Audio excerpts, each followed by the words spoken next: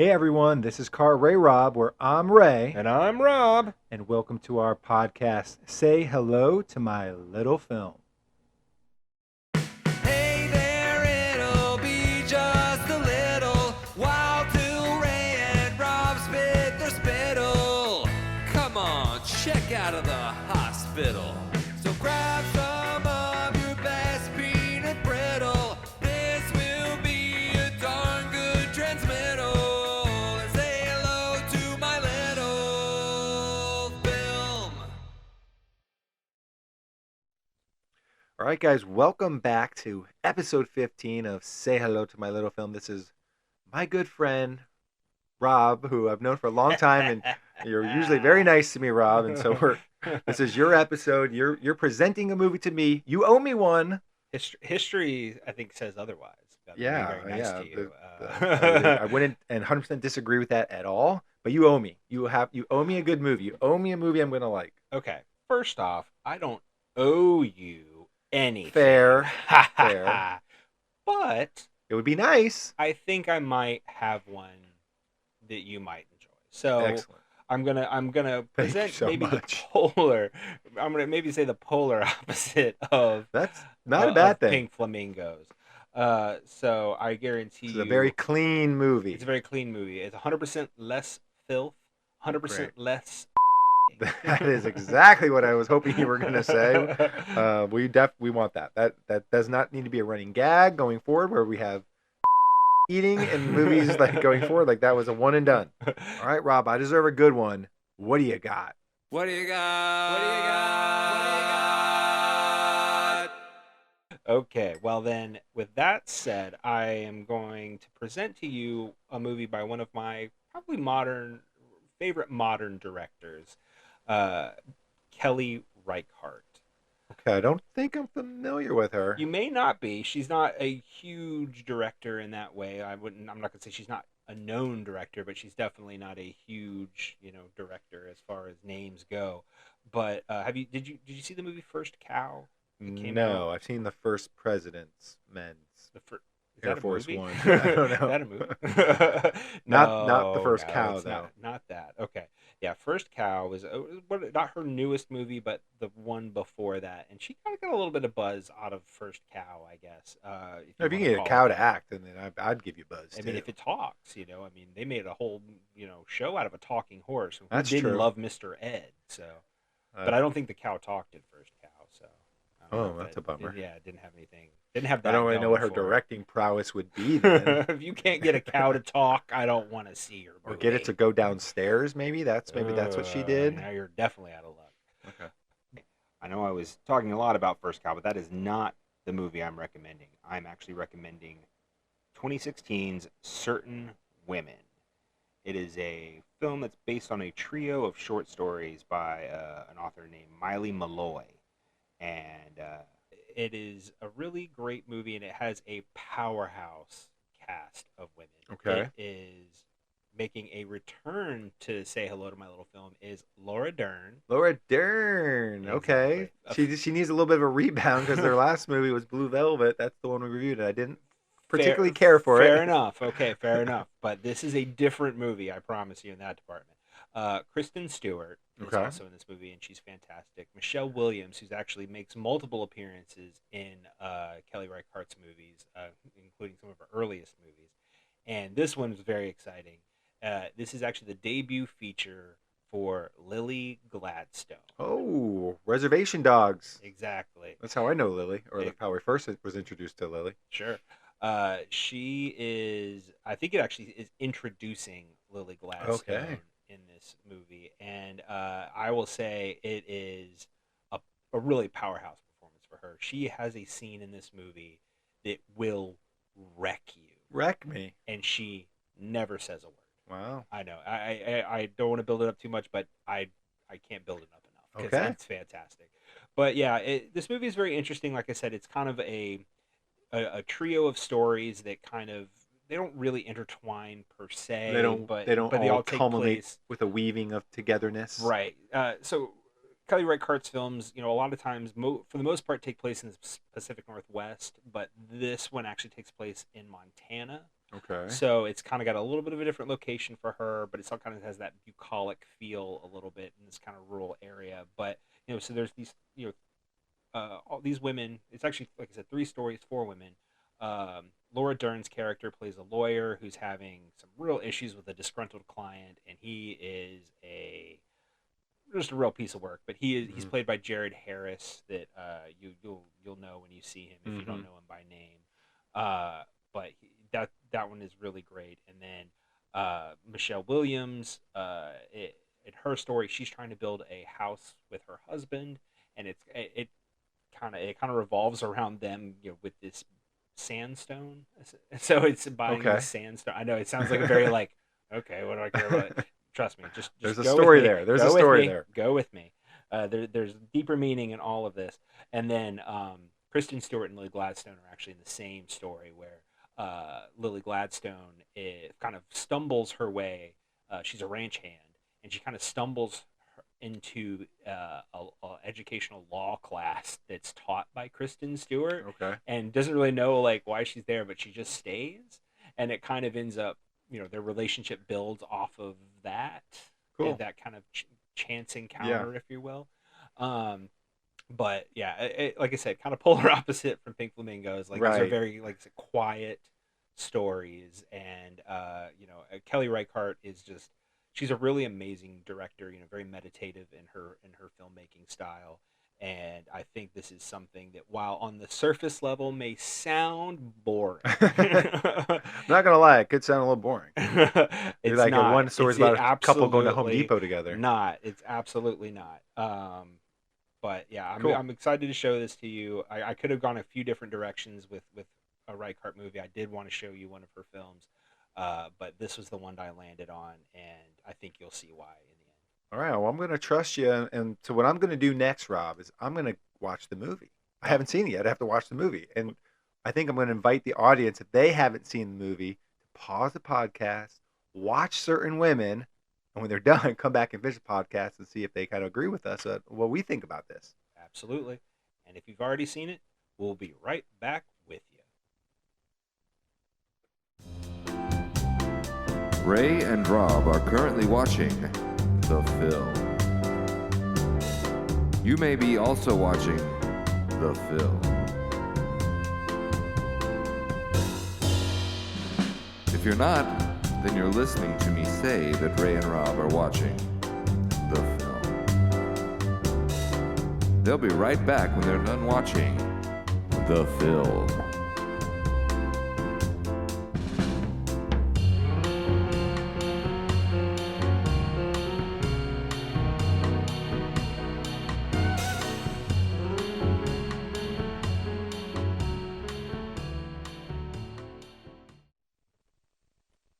All right, everyone, we are back from watching Certain Women, and I am very interested to know what Ray thinks about this movie. Well, I can't tell you that, Rob. I have to save that for the end.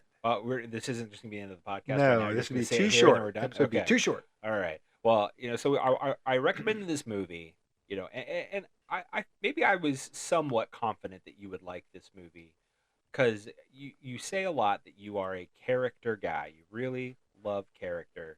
And I feel like that's really all this movie is. It is a very quiet, character-driven movie. Intimate scenes. Very intimate. It's natural. It's a very natural human movie. And so I was curious, as we were watching it, though, I started wondering, I'm like, I do wonder if this is something that will grab your attention, because it's not, melodrama. Like, there's not high drama within a lot of this movie. I use the even word with a hostage held at gunpoint. Right, right. Even something like that, it does happen in this movie. It feels very, quiet. And I use that word probably too much, but so it makes me wonder. These types of movies is definitely not like this is the only movie that does this. There's I've seen multiple movies that kind of take this kind of quiet, more human approach to storytelling, and but is it interesting? You know what I mean? Like, do people find it interesting? So is that our question? I mean, it could be. It could be like, is that kind of more natural human storytelling element interesting on its face. Yeah. You know what I mean? Are we interesting enough as creatures? Right. Are human beings' daily Sure. interactions interesting enough for movie audiences? Right, exactly. Good question. Yeah. So And I kind of like when we talk about the, not necessarily the story driven, like when our question isn't necessarily story driven, it's more the production, the design of the movie. sure. So let's, storytelling elements. yeah, let's go there. Okay. Yeah, let's talk a little bit about that. I mean, and again, it's not obviously as it's why I recommended the movie. I love this movie. I loved it the first time I watched it. I loved it even more this time that I rewatched it. And there's a laundry list of reasons why, which we will go into. But I can understand why maybe this may not necessarily grab somebody's attention right off the bat. Yeah. You know what I mean? And I think that that's something that we can explore in this conversation. Well, then I guess I'll start it. Behind the curtain, we have some pre-production meetings from time to time just to get the hints. And I guess one of the things that I thought was that the movie isn't about like character development or moral choices throughout the movie. And so I think maybe if you can enlighten me on some of these ideas, and maybe we just start first with Laura Dern playing Laura Dern. Sure. I mean, Laura Wells. She played Laura Dern well, yes. Laura Wells played Laura Dern very well. Yeah, so Laura Dern is a lawyer. Yeah, small town Montana. Lawyer. Yep, Livingston, Montana. Which, as I said in the before, most of Kelly Reichardt's films take place in the Pacific Northwest. This is kind of a move, technically east for her, but it still has a western kind of feel because it's in the plains.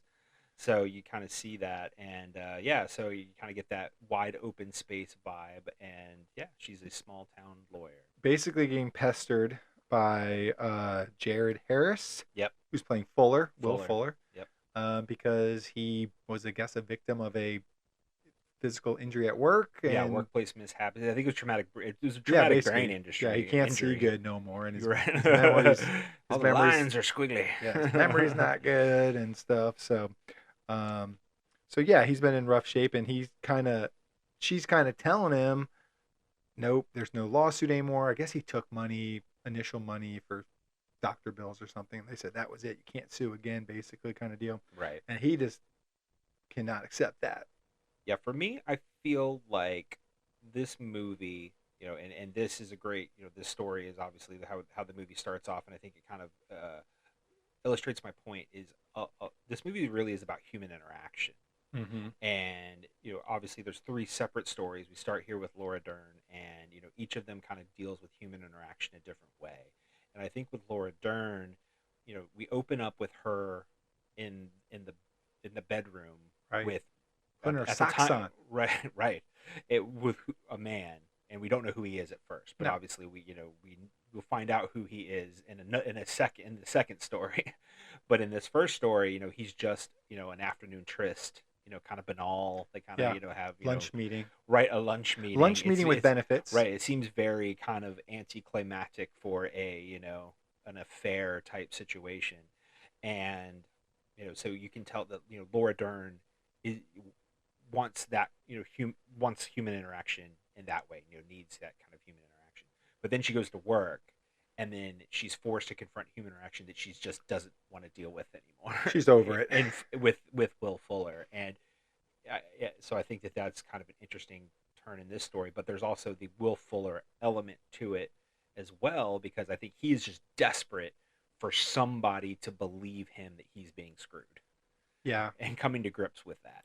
Yeah, I think coming to grips with it, because it's been going on for like 8 months, I feel like I have a hard time saying that, like, making it sound like Laura Dern didn't believe him or Laura Dern didn't try. You know what I mean? I feel like she probably did try. Yeah. And so, it's hard for me to, like, kind of contextualize, where Will's coming from. And, like, I know it's like, all feels like he just, like, I need someone to believe me. I need someone to believe me. Like, just because somebody doesn't agree with you, or just because, you're allowed to get screwed by the law doesn't mean that Laura Dern doesn't believe you. Right. You know what I mean? Yeah, and she goes as far as to, getting him a second opinion from another attorney, and it's an old guy, so of course they go and they talk, and the guy tells him, like, same thing, and well, at first he thinks he's telling him, because he's like, well, you did get screwed. Right. But you're still SOL, because, you took the money, the little bit of money that they offered you up front, and that's it. And they That's probably the did settle. screw him. I mean, they Right. probably tricked him, and Well, you know, there was absolutely. no doubt I don't about doubt it. that. Yeah, I Yeah. don't doubt that at all.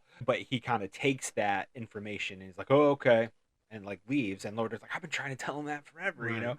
And it's just this poor woman, just like, "You won't listen to me, but I'm going to take you to this man, and this man's going to tell you, and you're going to believe him." Right. Well, at least you think you believe Right. him Yeah. at first, That's the which is, to impression be Laura fair, Dern. right? Was under. But apparently, he didn't believe him either. Right. Yeah. Or at least he still wasn't happy with the answer. Right. Because he has a bit of a breakdown, and she just can't get rid of him. Ends up like in the parking lot of the mall with him after his wife dumps him off, and it's just Right. like, get away, just go. Okay, She's I like, can't I'm gonna deal go with you inside. I'm gonna get some food. I'm gonna Right. walk around. Then she comes back outside, and he's just still sitting in her car. Still sitting in the car, and she just will not go away. And on the drive back, he's kind of wallowing in his own self pity, and then he ends up like threatening to like shoot up people. Mass murder. Yeah. Right, and she's just like, dude, like we've got to stop. Crossed the line. We've crossed the line of here. attorney-client privileges. Right. You got to go. Yeah, or it does make me wonder a little bit. If she were a man, like if he would have clung to her the way that he did. Sure. But it obviously escalates, and he does end up going to the office and taking a hostage, which is the I guess security it guard. was his old workplace's office. Yeah, Or right. their attorney, or yeah, like I guess his old workplace, and like they had his his file there, or whatever. So she had to, but the interaction with the police in this scene is so funny to me. Pretty much is. Because they're just like, "You're gonna go in." She's like, "What?" I'm just a lawyer. I'm not just- a hostage negotiator. Right? You'll be fine. Yeah. You'll be totally fine. It's just, again, it kind of goes back to that idea of not like, it's not a high drama film. It's even in a scene like this where you had alluded to earlier, like there's a hostage with a gun, and he's just The cops aren't worried about it. Yeah, the cop seems like, So oh that's- yeah, you it'll be shouldn't be. fine. It's okay. Here, they put her in a bulletproof vest. She's like, really? And like, yeah. Oh, you said I'd be fine. Then she had like the funny Protocol. interaction with the cop who was doing that, and it's like, oh, you did a report for me on a child case. You instructed me to go eat feces, and that was, again, just really kind of funny stuff. And this kind of natural human interaction. It didn't, there's no blow up or anything. Right. It was just like, well, this is something that happened, and okay. So then, yeah, and then she goes inside to, I guess, try to de-escalate the situation. And she kind of does. I mean, she has to she finds the file, she reads it to him, and Big Man, who is the hostage, Yep. Basically agrees that Will was screwed, and so he's like, "Thank you, Will, and you may go. Right. But I still might kill her." Right. Which he won't. Which he won't. But. Yeah. That line was great. If I have it written here, or where to go. So do If they try anything, I'll kill the woman. She's my lawyer. So I have reason to kill her. Yeah. It's like, oh, okay. Like, Yeah.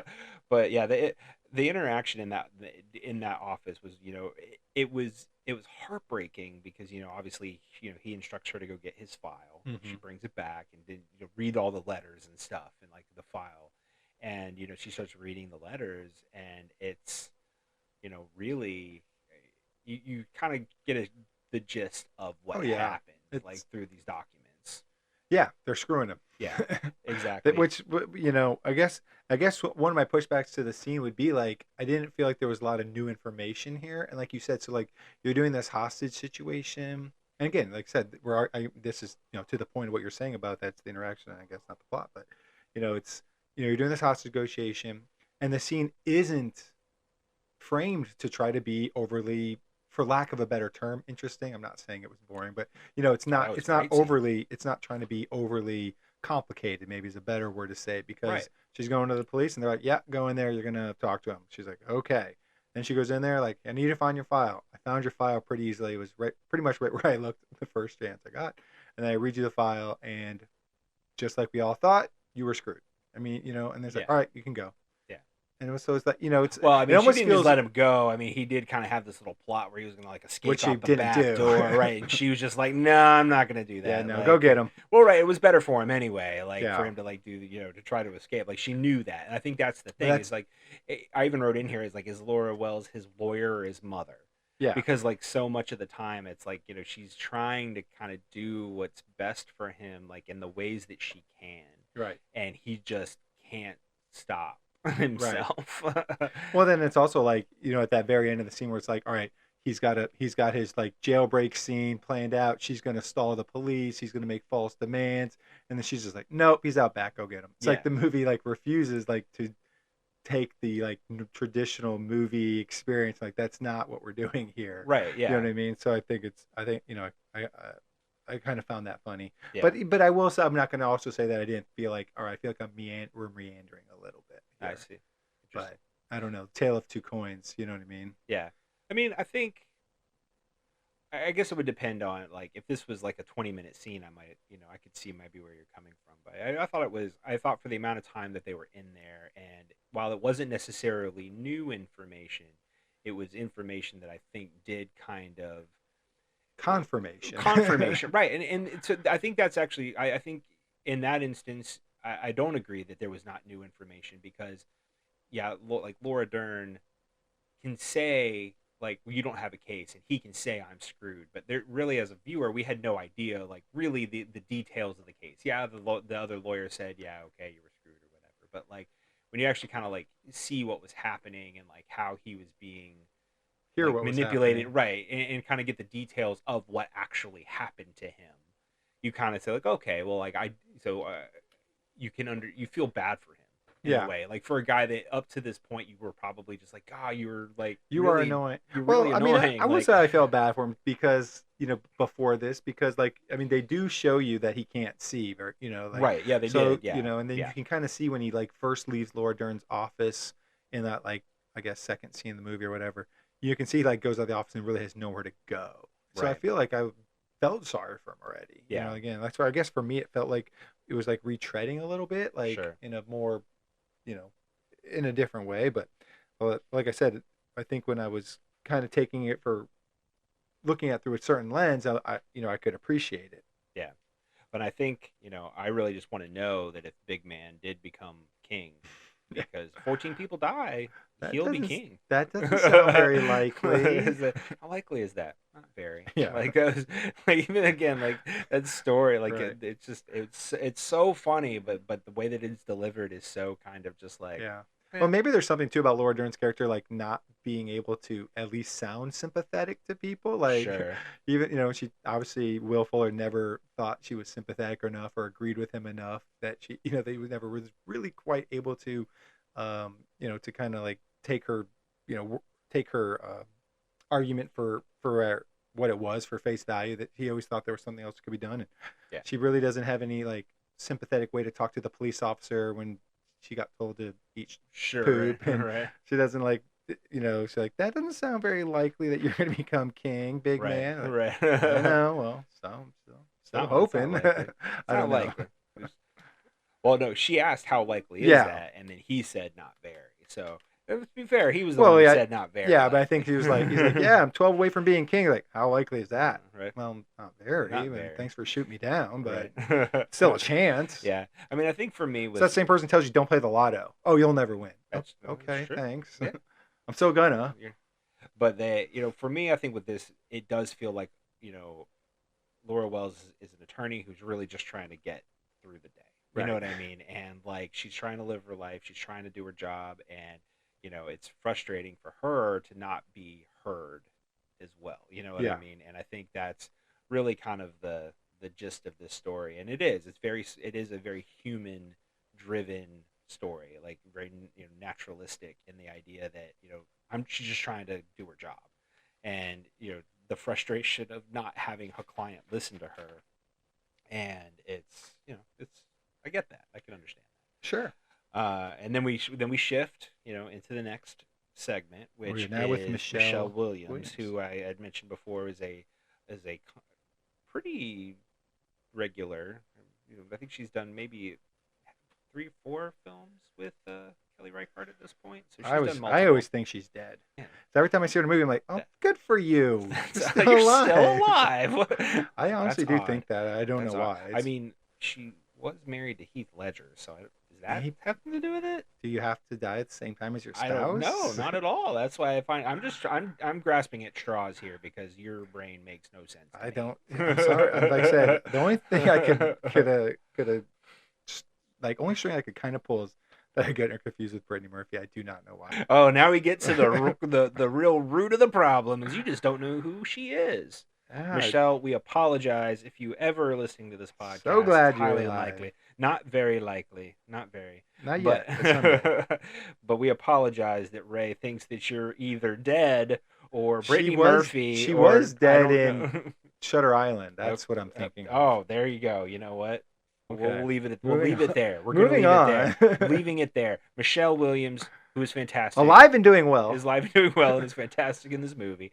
You first meet her out on the trail running, which is really funny because I feel like her appearance is kind of made to just convey a lot right off the bat. Like And- she's out in yeah. this kind of like wooded area, very rustic, very Hair rural. pulled back tight. Right. She's got the hair pulled back tight, the all black running gear. She's also smoking instead of running, which is an interesting little thing. It's kind of like she's hiding her smoking, which is kind of a theme through a lot of this. Is she hides her smoking, which I think is also her hiding a stress Mm-hmm. level. But I think it is meant. Her appearance is almost meant to kind of convey a person you may not like. Right off the bat. For lack of a better term, she looks like a bitch. Right. So it's kind of one of those things, and I think that's you kind of can see that they might be trying to convey that she's complicated. Right. When she gets back, so you find out they're living in a tent because they're building their own. They're building their dream house. Her and you walk up to the tent. She has an interaction with her daughter, and then this is actually one of the great reveals. Because for me, you kind of, like I said, you kind of set her up a little bit. Her daughter walks out. She had heard her and her father laughing in the tent, and then when your daughter comes out, like, what are you laughing about? And like, oh, nothing. Like she seems like a little, hurt that she isn't let in on the joke. Right. And then she walks inside, and you discover that her husband is Ryan, who is the guy Laura Dern slept with the at the guy start of the Laura Dern movie. is sleeping with in the beginning of the movie. And it's so interesting because I feel like in a situation like this, when as an audience reveal, you're like, oh man, like at that instance, you almost like flip and you're like in Michelle Williams' corner right off the bat, like, oh man, that guy must be a dirtbag, Right. like he's sleeping around on you, man. Can't wait for these two to collide and Right. catfight. Exactly. So it's like, you kind of are pushed in her corner almost in an instant. But then you find out, as you kind of go on, it is a little bit more complicated. They never really address the affair in any No. real way, which is, fine. And I think, in Laura Dern's section, he does call her and try to break it off. He but does, Laura Dern's too busy to actually have him say it. Right. Exactly. But then he tells her what was funny, and she's like, "That's not funny." Right. And then you're like, "Ugh, okay, I don't like you. I don't like you again. Right. Exactly. And it kind of goes back to that complicated feeling that you have for Gina as a character. And I think that's intentional. It is. And I'll go, I think I'll go into why in a minute. That's when you find out. Quite a busy Saturday. Right. Look at some sandstone. If we have enough time. Yeah. I don't know if we'll have enough time. But then, because you find out, yes, they are in fact building a house. Like that's kind of like their dream house out there, out in that area that they're living. And they are going to look at some sandstone. And their daughter's obviously like Don't a little want upset to. about it. Like, come on. She wanted to get back and like have a day to herself, Right. And not be around mom and dad all the time. Right. And it's also interesting too because in this scene Ryan kind of redeems himself in your eyes, and you kind of find that confliction where I said everything's complicated because he really does try to soften the blow with Guthrie, their daughter, and is like, let's make an effort to be nice to mom today. Why? Right. Is she sick or something? And he's like, because neither of us would do very well without her. Right. So it's kind of this, again, things aren't always so cut and dry. Right. You know what I mean? Like in a lot of movies like this, it seems like, oh, like I said before, when Ryan is revealed as the adulterer, you're like, oh man, like that guy's a jerk. Like he's, you're automatically in Michelle Williams' side. Like, why that, what are you doing? Like, don't be like that. And then like you say, you find out like you have maybe your own mixed emotions about Gina as a character, but then you also find out that he's also kind of like got a lot of mixed emotions, either, right? yeah. He's not, like he does seem to genuinely care about her as well and love her. So it's this kind of complicated feeling that clearly he's trying to struggle with as well. Like, yeah. And as I go back to that human interaction bit I spoke about earlier, for me, I feel like Ryan is trying to, like, he's struggling with human interaction as far as like maybe what the situation that he's in with Gina. You imagine there's a lot of stress. They're living in a tent, trying to build this house. Like there's a lot of stress in that regard, and like they're clearly as a family unit not necessarily gelling. No, she's too uptight for him. Or it seems like like Right. he's a little goofy and silly, and she's like there's stuff to get done. Right. Yeah, they're so visually different from one Yeah. another as characters, and I think that's on purpose as well.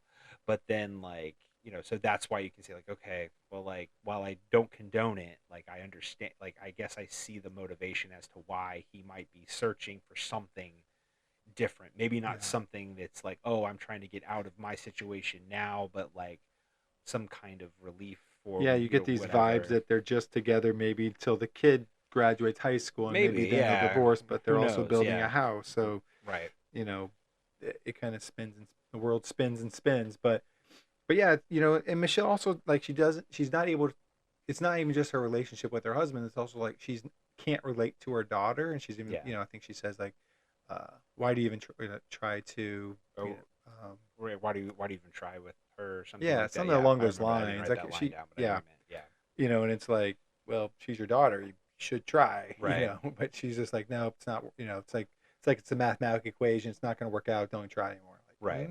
No. Yeah. And like I said, she's a complicated character in that way, and it's again not necessarily likable, but she's real, and I think that's a big part of why I think she is compelling in that way. And then obviously from that point on, they're going to Albert, who is this old man who has this sandstone, this like pile of sandstone on his property that they want to use for the natural look of the house, like even if it's just enough for one wall, right? Even if it's just enough for one wall, exactly.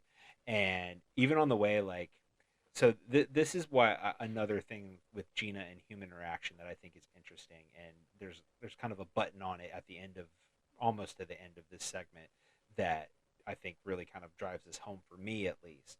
And so in this instance, she's trying to get Ryan to be the one to talk to Albert. You talk to him, you ask him, like, you know what I mean? Like, she doesn't want to be the one to talk because I think she's afraid of human interaction to a certain degree, because I do think she might be somewhat self-conscious of how she comes off.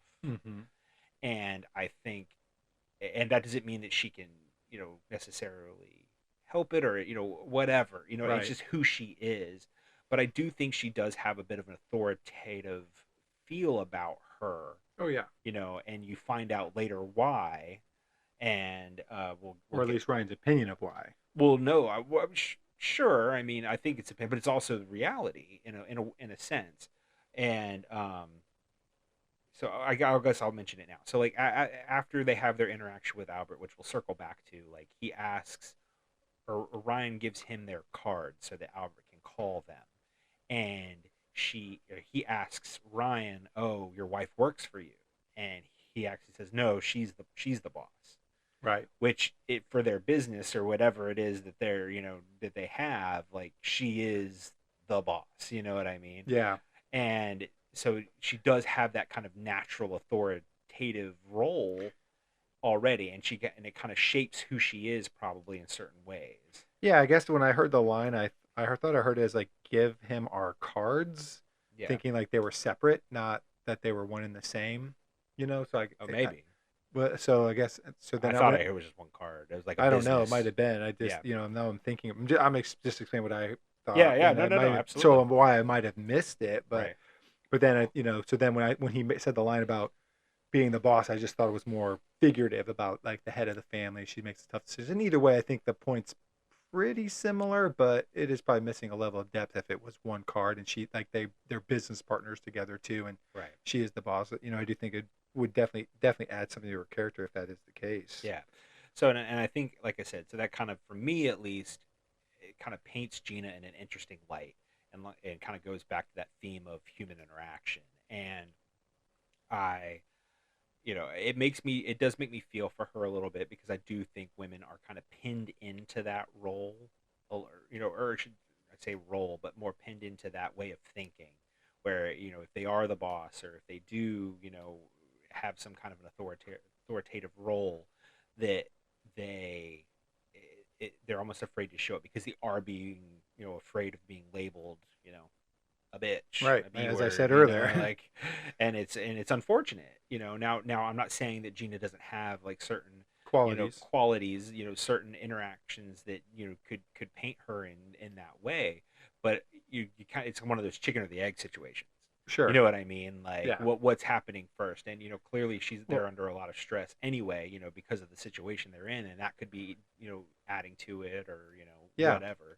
And like you said, I guess maybe circling back to that Albert conversation a little bit, it's like, she wanted Ryan to do the talking, but as soon as Ryan wasn't doing it the way she wanted, she butted in and basically was asking the question herself. And then she was mad at Ryan that she had to do that, but it's also Ryan's like, I'm trying to give him an out. Like, I didn't want to feel like I was stealing it from him. Well, no, somebody would take it if it wasn't ours anyway. Right. So, it is tough to kind of like, I guess that's the side where there's some of those qualities where like, all right, if you want Ryan to do it, then let him do it his way. Right. Not do it my way. And if I don't like it, then I'm going to cut in and do it my way anyway. Well, to be fair, like, I think by that point in the conversation, it wasn't so much that he was like, it was, she had said that they would buy it from him. And then Ryan was like, well, you don't have to sell it if you don't want to. You know what I mean? Like, so it isn't so much that he was asking, it was almost more that he was derailing. So I could see how like it could feel that way. Again, I'm not trying to blame him or paint Ryan as some kind of a bad guy. Again, it's that natural human interaction where it's like people deal with people differently. Right. And I think Ryan wasn't trying to derail her. I think he just sees the situation differently. Right. And it's... She asked him to take his side and to handle the situation, but she didn't like how he did it. Well, no. At that point, the situation was already handled. Like, she said, like, the guy, Albert had said that they were going to get the sandstone. And that she wanted to pay. Tentatively. Well, he didn't say that until after Ryan had said that he didn't have to sell it if he didn't want to. Right. Well, so it changed the whole situation. It went from he was going to do it to you can tentatively have it. So it did actually have an effect on whether. Well, I mean, I think that's what I think Ryan felt that the whole time. Like, so I think it changed it in Michelle Williams' character's mind. I don't think it changed it in Ryan's mind. I think he always felt this reluctance that he wanted to sell in the first place, and maybe he was saying yes, but he wasn't. He didn't mean it. Maybe he was. And it could have been. It could have been why he brought that up in the moment. But like I said, in the end, it did. It could have broken the deal up or whatever.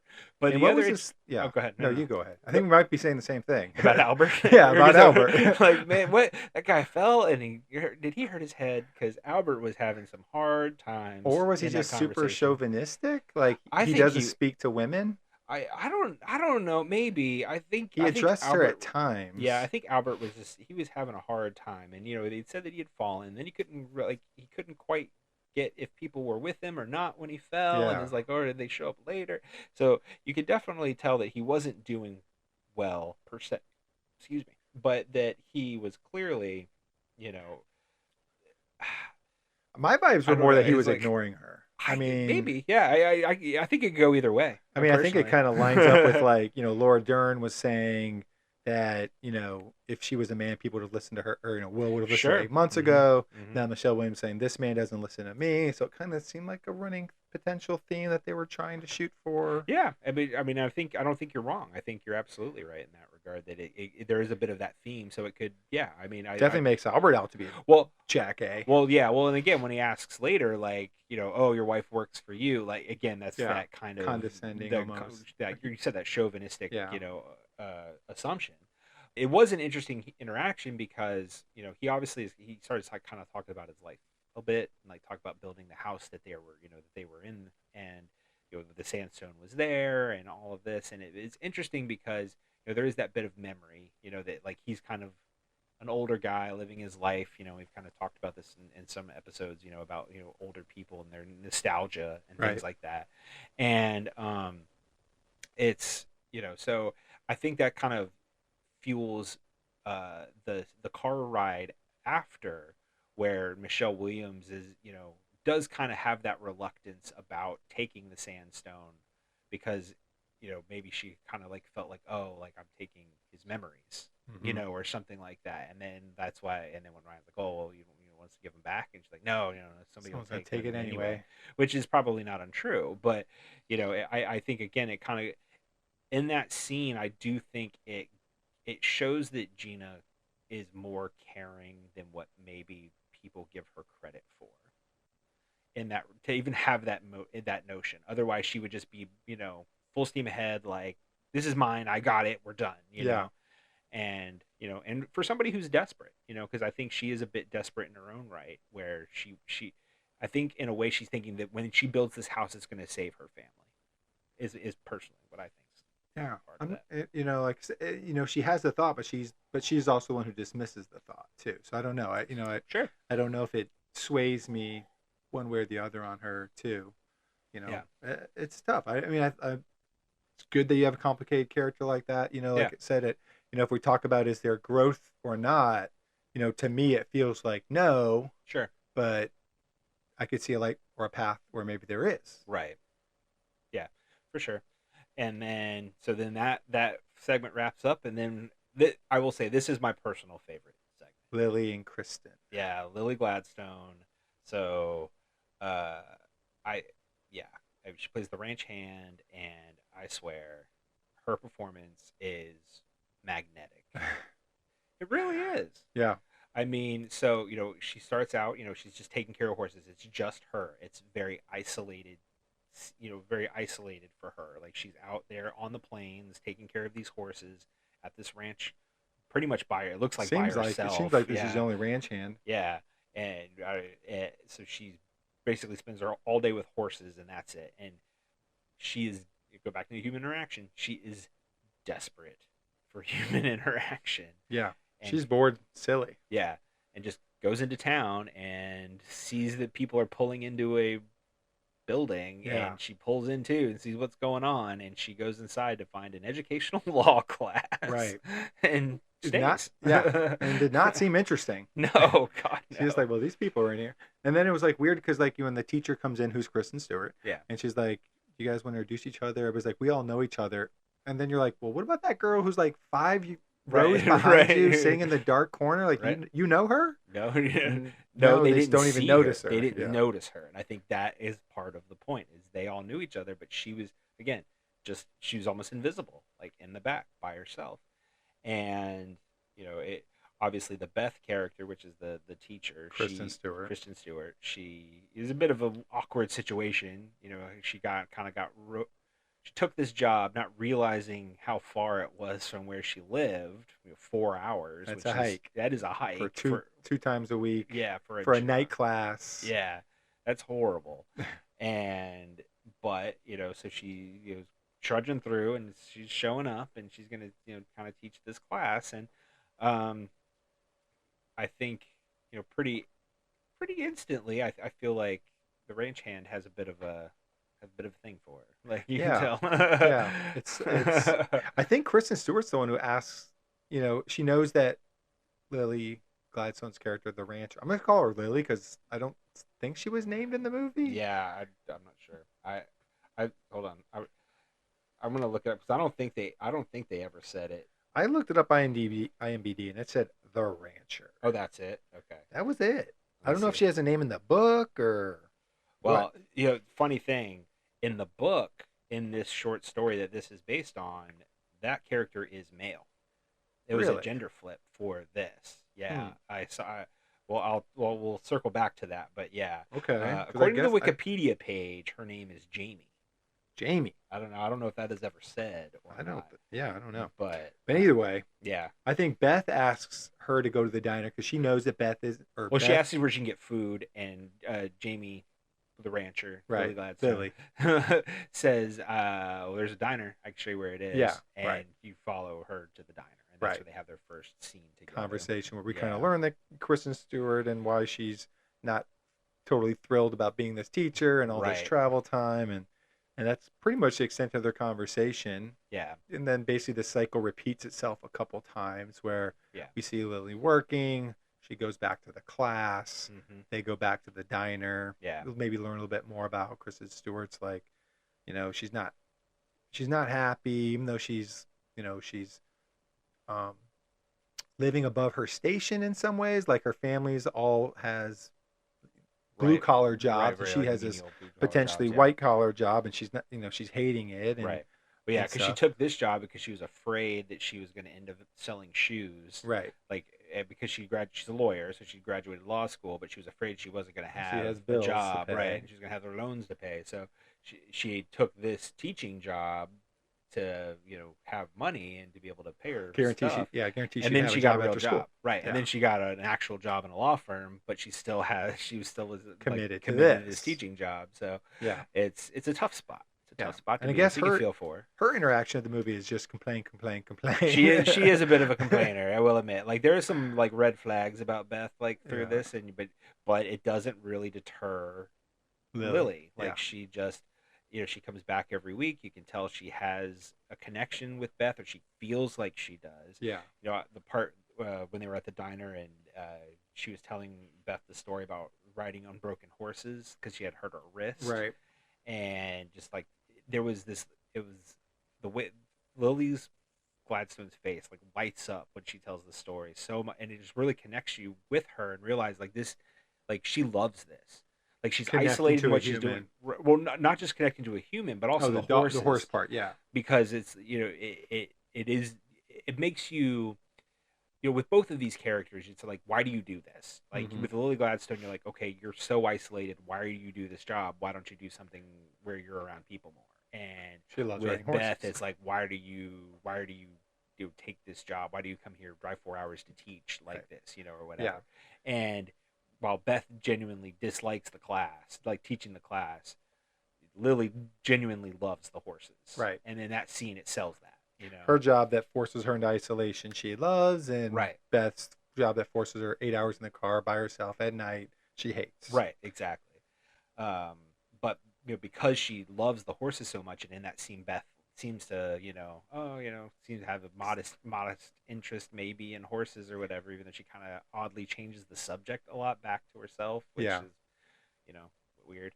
But then Lily rides a horse to the class, which is, this sequence is so amazing to me because it is something right out of a rom-com. Right. Like a meet cute rom-com.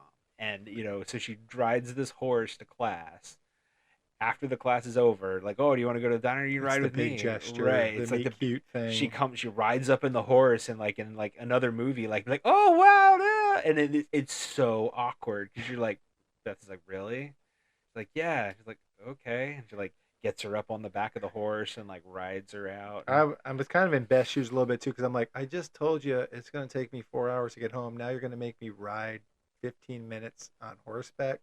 I'm going to have to go back when dinner's over. Right. Like, this is going to be a whole thing. It's fair, but it's funny because, again, like you can tell that Lily's really trying to craft this interaction, Yeah. like these interactions. Like, she's trying to make those overtures, and you feel for her that like she's trying to do what she knows how to do. You know Mhm. what I mean? Like, she is a ranch hand. This is what she knows. So like, she's trying to do these like say grand gestures in the words that she knows how. I'll use it, Sure. speak of it in that way.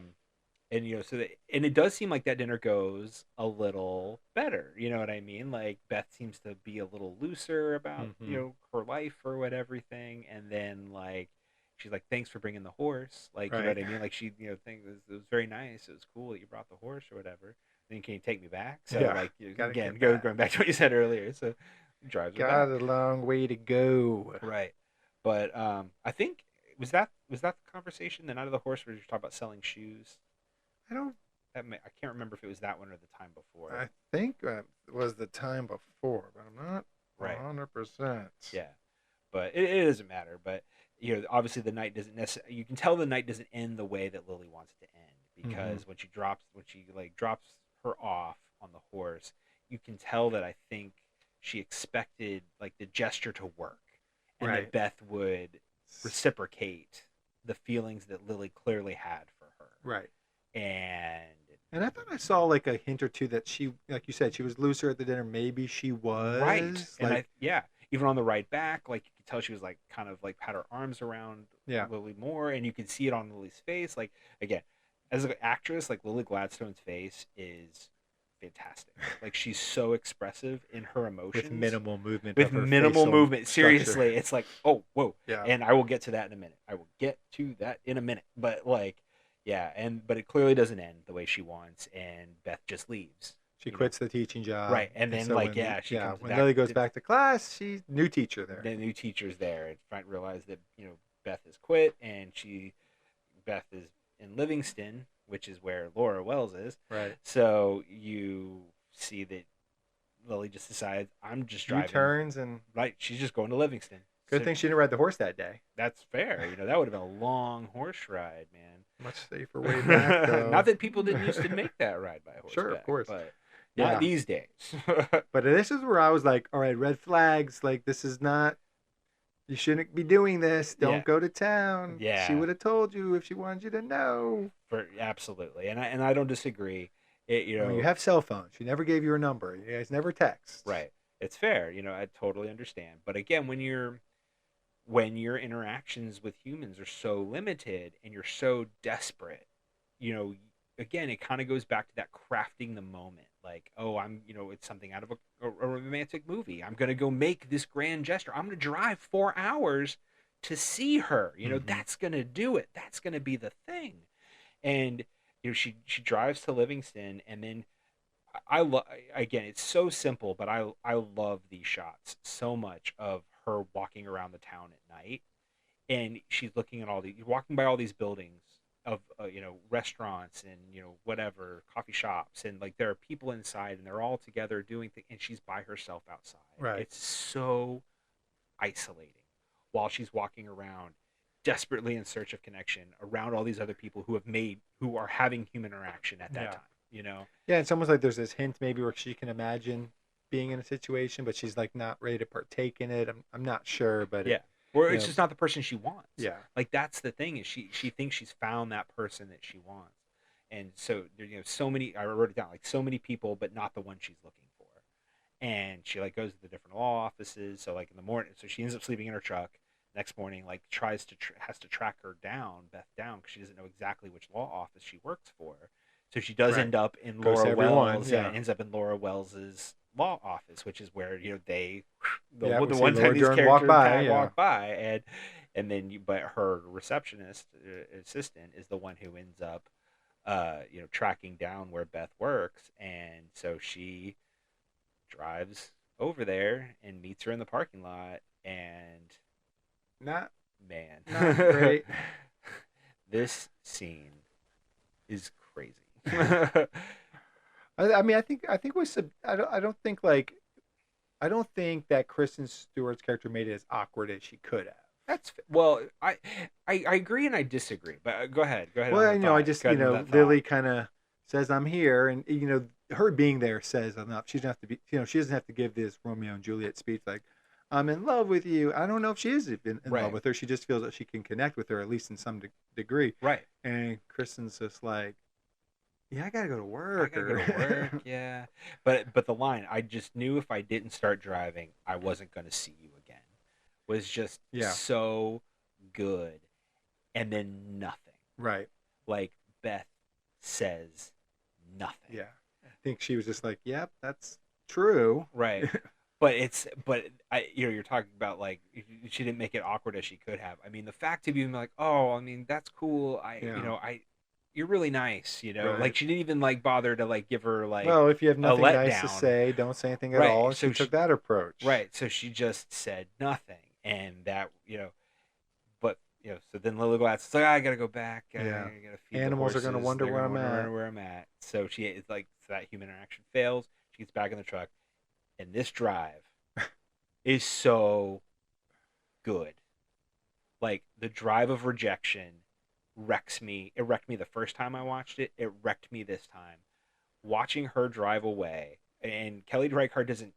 She lets it go for a bit. Oh like, yeah, watching her maybe drive through this town. Yeah, like driving through this town. But the range of emotion. It is, and it's a oneer.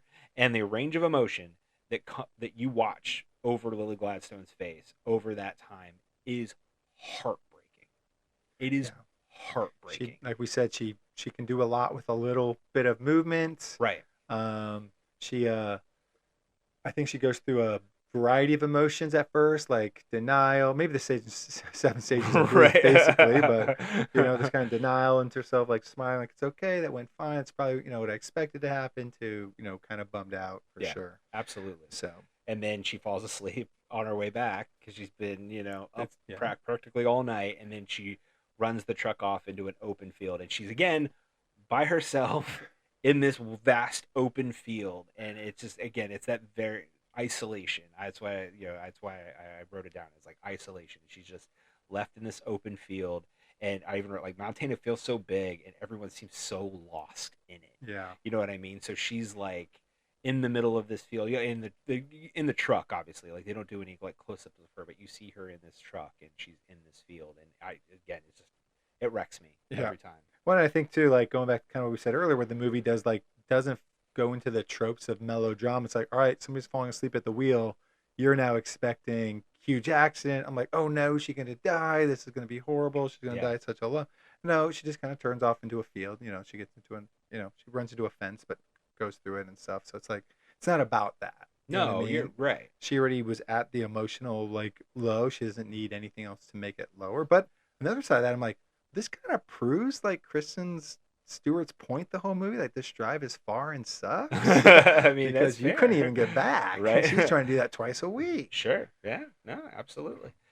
Like I said, that segment is definitely my favorite of the three. I think, and it is because of Lily Gladstone. Yeah. Like, it's because of Lily Gladstone. Like, this, I had no idea who she was. Obviously, when I first saw this movie, it was well before Killers of the Flower Moon or Reservation Dogs or anything else that she's awesome. Under the Bridge that she's in. For any of that, long before that. So, like, this was her first movie, and so I had no idea who she was when I saw it, and I was blown away by her. And even though there are other actresses in this movie that I love. I mean, my love of Laura Dern, but like Lily Gladstone stole the show for me. Yeah. Like, I think if I was going to pick my favorite, because of the next thing, because they do a recap of all the little scenes, and I think because of the next scene, like Laura Dern goes to jail and visits Will. This is a great scene. Yeah, I think this probably puts that section, whatever, as like probably puts it as my favorite because like she's doing it. Laura Dern's kind of doing this nice gesture. She's visiting Will in prison. She's brought him lunch and a milkshake, and then Will's just like, "Did you get my letter?" Oh, she's like, "Yes, I got your letter." He's like, "You didn't write me back." He's like, "Nope." He's like, "Basically, all the letter asked you to do was please write back." Like, yeah, well, I couldn't think what to say. Like, doesn't matter. Just write back. Just write anything. And it kind of goes to what you're saying this whole time about interaction. She's like, she can't even do it on paper and pencil. Yeah. Really, the only like positive interaction we saw her have was sexual. Not really ever. And you can go and because of the kind of how banal that felt, you wonder how skin deep that really is. Right. You know what I mean? And you can check in a box. Right. Exactly. So it's maybe this is more of the human interaction she did need than the one she wanted or realized she wanted. But there's some great lines in this scene though. I love when she asks him like how jail is, and he says noisy, lonely, and no privacy. Like there are it's three words that really just contradict each other so hard because there's no privacy, but it's lonely, right? And it's noisy, right? Because there's so many people, So again, kind of going back to that human interaction element of what I feel like this movie is really about. Like I feel it's so great, and then you'll find out his wife left him. For a prisoner. For a prisoner in Wyoming. He's like, and then he goes in a little bit of stand-up. He's like, but I was like, hey, I'm a prisoner. I'm a prisoner. Why leave me? What's wrong with me? So, yeah, and when maybe the line that really got me in this scene the most was, "You don't know how good Maile feels." So going back to what you were talking about earlier about like all you had to do was write anything, put it in a mail, and stick it in the mail. Like, just want to. You don't know how good Maile feels is like, again, that human interaction. I already go, like, human interaction is the key to life. Yeah. Like, and this guy is just, again, looking for that, and especially now in a place that he feels is noisy, lonely, and there's no privacy. Right. He's looking for human interaction, like real human interaction. So, well, let's real quick before we kind of wrap it up, talk about the gender swapping of the rancher from Yeah. male to female, because I do think it's interesting because we kind of said like with Laura Dern you have this advancement of a male character on her. He's he won't stop with his like pestering of her and like getting way too close and crossing the line, professionally with her. And then you have, similar thing with we mentioned with maybe Albert not really respecting his conversation with Michelle, depending on I guess how we take his mental state. Yeah. And then so I think having the rancher be male kind of keeps that theme in line, where you get this male again who's misreading the situation and kind of maybe over projecting himself onto a female, and then when you use gender swap, you do kind of change that a little bit. Sure. I think, well, it's funny. So I watched an interview with Kelly Reichardt talking about certain women, and so she really did not set out to make a woman's film. Like, that's not what she wanted to do when she made certain women. It just kind of happened, I guess. It's called Certain Women. So. I know. Well, do you want to know what the name of the movie was? So this is actually really hilarious. So in Livingston, Montana, the wind is horrible there. Like, it is really bad, and it like trucks have to stop. That's how bad it is. And there is, I guess, like a truck stop or something there, and they have T-shirts that say "Livingston blows" because of the wind. Yeah, that was the title of the movie. Oh, originally it was Livingston like not blows. just the working title, like Blue Harvest. That was right. its real title. This was going to be the real title. That was the one thing the studio asked her to change. Was the title. Do not call it Livingston Blows. Interesting. Well, I get that. We can't sell this. Right? I mean, I think it's a great title. But, like, yeah. But I guess they bounced around with a couple of other titles. They were, at one time, going to call it Half in Love, which is the name of the short story, the first short story book from Maile Malloy that this is based on, or some of the stories come from. And I guess that didn't end up happening. They ended up going with Certain Women. Yeah. So, but it was never really the goal. So right. to kind of go back to what the you were movie saying. After the movie was made, it turned into Certain Women. Right. It wasn't really turned into a woman's. Right. It wasn't really meant women. To be that. Right. Exactly. It just kind of became that. So while I don't necessarily disagree with what you're saying, I don't think that's necessarily what Kelly Reichardt was trying to make or say, like, through the whole movie. It just kind of happened. Right. But it's there's a lot of interesting things about this movie. I think all of the women are complicated. They're flawed, which is I think when in that same interview when really Kelly Reichardt was talking about that element of it, she was she didn't want it. She wanted them to be real. You know what I mean? Like, it's not necessarily about quote unquote empowerment. Not that it's not, but it's not. It didn't seem like that was her main goal. She wanted to show stories of people that were real. That were flawed, that aren't perfect or idealistic, and just again that human element. And I think that's really what she did. Even in that last, there was one wrap up we didn't talk about, which was Gina, the Michelle Williams wrap up. They're having a little get together at the tent or whatever, and everybody's watching the game, and she's serving them. You know what I mean? Like, to be fair, like as cooking far hamburgers. she's cooking hamburgers, and she serves them and everything. All of her husband and all of his friends and their daughter. And then she goes and she's like, she sits by her truck and smokes, which again, so that interesting thing that she like hides from everybody is the smoking thing, and she looks at that pile of sandstone, and I think in that she sees hope and she sees the future, even though she is a flawed character. I in the end I find myself rooting for her that she finds it. Yeah, I mean I think too though. I think that the cooking and the serving is an isolation in and of itself though. Everybody's hanging out in the tent, and you're like, I'm going to go out and cook for 25 minutes. Absolutely. You know what I mean? That so totally I think that's can be. still something where she doesn't quite fit in or feel comfortable around the crowd, and for sure, maybe she sees this house that they're building in the middle of nowhere as like a sanctuary. Absolutely. And like I said, I think, and that goes back to that fear that she has about human interaction. Yep. And it's a quiet movie.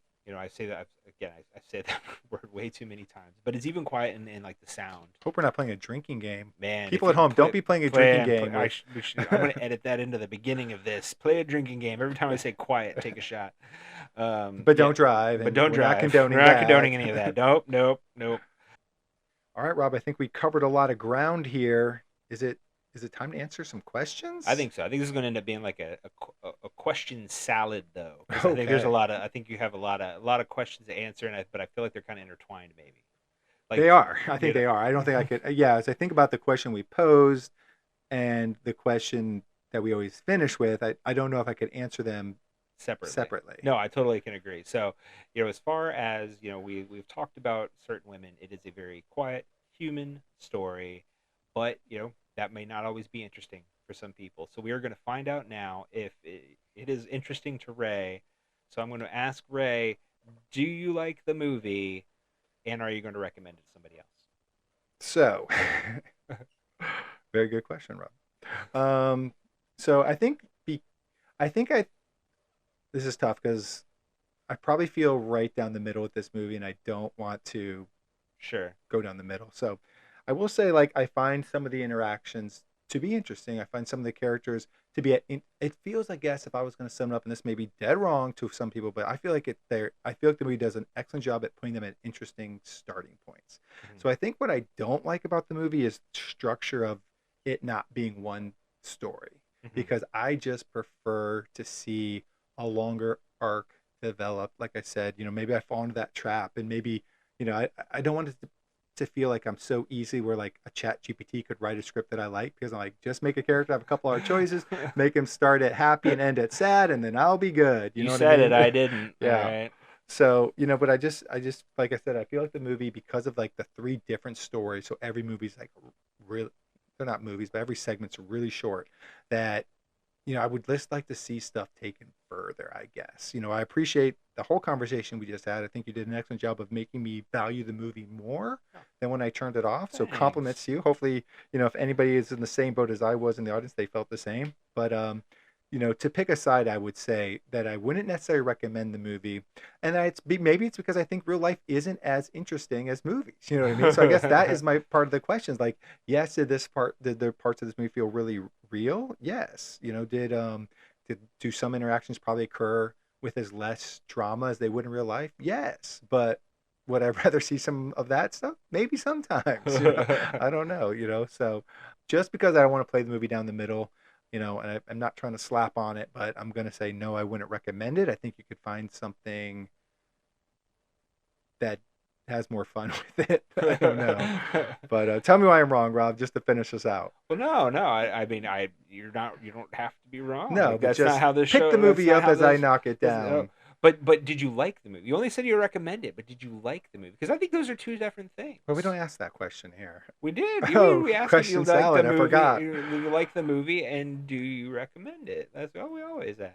But that doesn't necessarily have to be the same one and the thing. same. It doesn't have to be one and the same thing. I think I would say, again, like it's probably like it's so right down the middle. Again, I just, to not seem wavering and take the easy way out, I'm gonna say no, but I probably would rate it a 5 out of 10. You know what I mean? Like, to me, I'm like kind of right down the middle with it, where there's things I appreciate, but like I said, some of the things I appreciate or understand isn't necessarily my cup of tea. Like, some of the choices where they make, like we discussed, where they have opportunities to fall into the melodrama and they, swerve away from it or just take maybe a more realistic approach. I understand that and I appreciate it, but it doesn't necessarily make it interesting for me because you chose not to do that, if that makes sense. No, okay, fair enough. Yeah, no, and and that's why I said, like, when I first picked the movie to show you, I was like, I think he's gonna like this. But then, like, as the more I thought about it and as we're watching, I'm like, I could actually see it going either way. Yeah. Because, like, I love the movie. Right. I love the movie. That's why I recommended the movie. I love listening to your passion about the movie. Thank you. I appreciate that. And that's okay, because I understand why it may not be your cup of tea. It may be, but I am glad to kind of have shown this movie to you, because I like I said earlier, I think Kelly Reichardt is an extremely underappreciated director. Mm-hmm. I think she has a style that is very much onto her own, and it's just really fantastic. But I can understand why that might not resonate with you. Yeah. Well, I mean, think about this. Pink Flamingos, I probably would give a 1. This I gave a 5. So we're One? trending up. One We're trending star? up. Man. It's In the at least rewatchability. 1.5. In the Come on, rewatchability. for In the give it a rewatchability, it's a half. 1. It's a good rewatchability. This is a 5. Ray is so never going to we're- watch Pink Flamingos again, and he is never going to let me live down the fact that I made him watch it. Not this year. Not on this podcast. But everybody, again, check out Certain Women if you hadn't. I highly recommend it, even if Ray doesn't. But again, we don't have to agree. That's what the show's all about.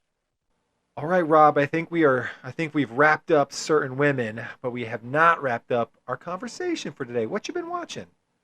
Let's see. I have not watched a ton of movies lately, but Same here. I did finish the first season of Hacks, which I know you Yes. mentioned the third season Yes. on a previous podcast. I've been begging of you to ours. watch I know, Hacks. and we finally got to it. We got through the first season, and And- I'm loving it. Yes. I'm loving it. It's so good. It's awesome. Jean Smart is just, I can't even put into words how great she is in this show. Amazing. Amazing. It's Her character's great. Yeah. She's just like the personification of that character. It's like beautiful. absolutely. And then the assistant. Oh God. Where am I? My Edit this part out. Let me Where look. am I going It's- blank? She's great, but I cannot tell you her name.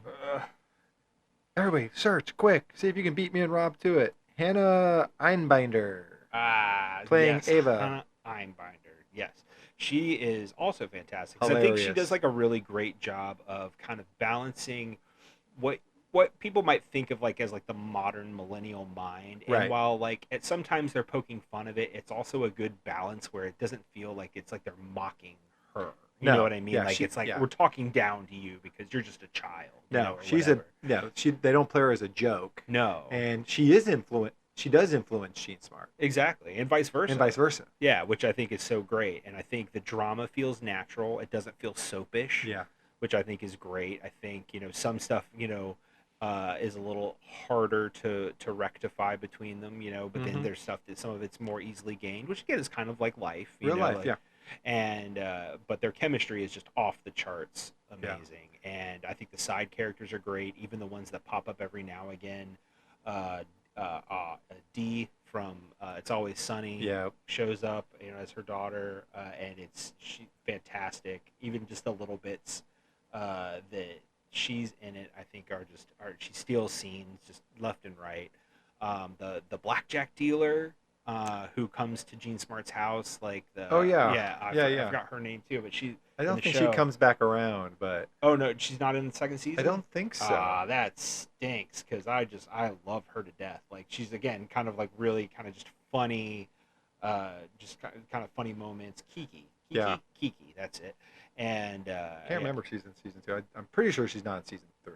Okay, fair enough. But yeah, I loved her. But so we've been watching that, and then we watched the first part of the final season of Cobra Kai. Oh, I'm only 3 of the 5 in. Well, I won't ruin it. But this has been a 50-50 show for me. Yeah, like for for a this- while. Yeah, the I kid stuff is not as good as the adult stuff, and the No. kid stuff can be really hard to wrap your head Hard. around sometimes. Agreed. And I find myself really just not caring about them as much. But I will say in this final season, even though you're kind of a few episodes in, so it's not like this will ruin anything, I do feel like they're handling that side of it a lot better this season, where it's like they're not really falling into like the stereotype pitfalls that I feel like they've kind of done with some of the Yeah. kid storylines, like Yeah. the teen storylines over the seasons. They did do a frat house brawl, but it was like but I feel like that worked better than an in-school brawl like they did at the end sure. of season 1 or 2. Exactly. I can agree with that. But where I won't give away too much where it ends. I think it ends in a decent enough spot. Some of the Crease stuff feels very like hokey this season. Yeah. You got to the episode where he was in the cave, right? Yeah. That was super hokey. Yeah. And I'm just like, I don't know about all that. Yeah, but... I don't really. I'm not. The old guys like very Kill Bill-ish. Right. Like it's not. Yeah. This is weird. For sure. But They have such a hard time, I think, sometimes balancing the tone of what they want to do with some of these different Right. characters. But William Zabka and Ralph Macchio on screen together is still so good. If that was it, They're so good together. Still, after 40 years or whatever it's been Yeah. now, like they're just still so good together. So I'm excited to see where they end their journey together and kind of be at a good stopping point. I am too. It's not gonna get the show back to me for where it No, was, no, but no. it could still leave me feeling Definitely. pretty decent about Yeah. it. Let's see. And then I did watch one movie, and I'm very actually excited to talk about it because I've been wanting to watch it. I finally got around to it, and that is Love, Lies, Bleeding. That's the movie I was gonna talk about. Is I've it? been Okay, well, good. Equally Okay, excited wow, about okay, that. Awesome. I wasn't sure you'd be into this movie. Okay, so, or at least into watching it. I don't know if you were into it as a movie, but we'll see. But yeah, no, I really, the trailer obviously piqued my interest. I like Kristen Stewart. I think she is an actress that has gotten a very just bad talked about rap. her. Yeah, we did. We just talked about her. Exactly. We just talked about her. So it's a great time to be talking about Love, Lies, Bleeding. And Yep. I think she, just like in certain women, I think she has, done a lot of great work since Twilight, even though, she's, unfortunately kind of saddled with that. I think she's, done a lot of great movies. So I thought she was fantastic in it. Yeah, she was good. I know I saw that this was actually funny enough, going back to a previous episode, I saw that this was John Waters' favorite movie of the year so far. This seems up his alley. Does it? Definitely. Okay, yeah, okay. I wasn't sure if you'd agree with that or not, but yeah. But I loved it. I thought some of like the risks that they took were really great. I love how they portrayed all the female characters within it.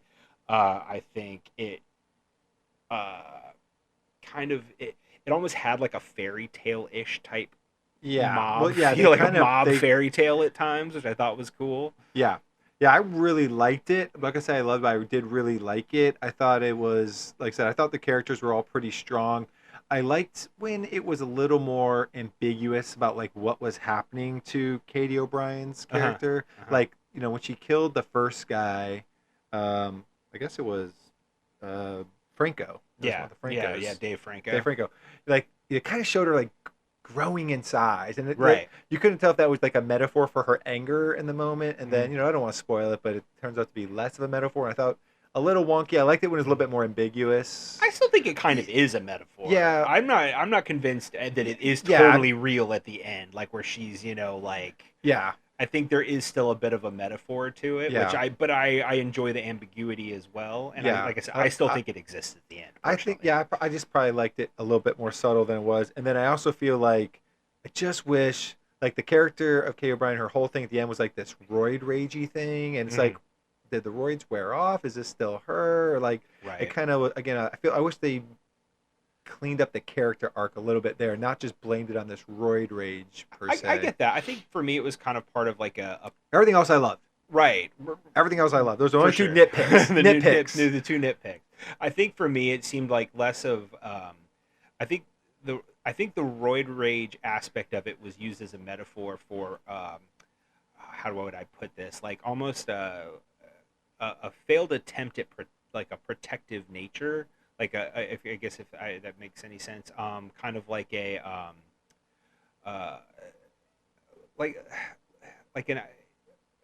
measure that she took to try to be a protective role, but it obviously failed because it was a bad route to take. But her intentions were true, like that kind of thing. And I think in the end, for me, that's when when the big reveal kind of happens at the end of the movie. Again, not trying to spoil the movie for anybody.